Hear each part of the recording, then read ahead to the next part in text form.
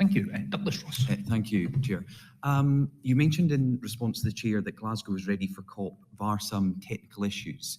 Is it technical issues that the bins are overflowing, there's rats on the streets, and some of your employees have been taken to hospital while they've been collecting that rubbish? Are those the technical issues you mean? No, and again, I would say that's completely gratuitous. And, sorry, that is happening though, isn't it? No. So your employees haven't been taken to hospital while they've been collecting rubbish? There are no bins overflowing, there are no rats on the streets in Glasgow. You've just said that that's incorrect. I've already described at some length the issues and challenges that we as a city, in common with cities right across these islands, and indeed right across the world, have experienced as a result of the pandemic. The Chair is understandably very strict. You've told us in evidence to a parliamentary committee that is not happening. You said in response to me, there have been. So have your employees been taken to hospital while they've been collecting rubbish?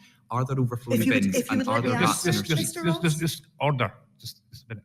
There have been. There was, I think, one, possibly two at most. Small incidents where there was a health and safety incident, and an employee was taken as a precaution to hospital for what was very minor contact with a rat. I have to say, it's not unheard of, and it hasn't been unheard of for decades that our cleansing employees occasionally come into, occasionally experience rats. It's also not something that is unique to Glasgow. It's something that's happening right across the UK. All cities have rats, and there is evidence just now that there has been an increase of around 25% in the rat population during the pandemic. All cities are struggling with this right now. You could look at the headlines of any local paper and find similar issues. What I would say is that we treat any health and safety issue with our employees extremely seriously. Just on that point, I'm not sure. We treat them with an abundance of caution. In the incidents that happened, there were immediate reviews of PPE, whether the PPE was being deployed correctly at the time, whether we had to, as a council, operationally enhance the PPE that our operatives use. All of that work was done. It is not something that's actually been repeated, to my knowledge.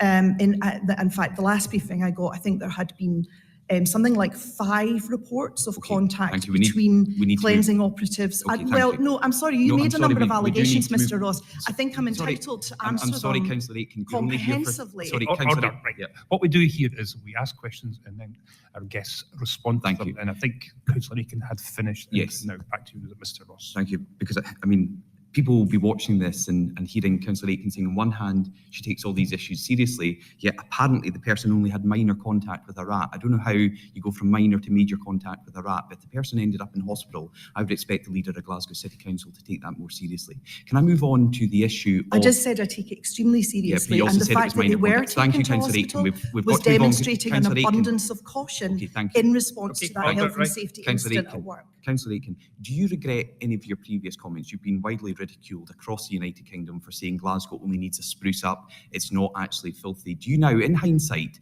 having made those comments and seeing what Glaswegians felt about those comments, regret them? No. Okay, thank you. Because I would never, ever use the kind of language about this city that you are using right now. I'm not using I do not in any way shy away from the challenges that we face as a city, historic challenges that have been around for many, many years, much of them a legacy of our post-industrial past when the Thatcher government walked away and abandoned and left in neglect communities right across this city. Exacerbated by the pandemic. Okay, order. Right. Again, we're going to try this. We'll ask questions and we'll answer them. So, Douglas, please ask your question. And then let Councillor Aitken answer. I did get the answer, and Councillor Aitken doesn't regret any of the comments she's made that have been widely ridiculed, and I think that's shameful.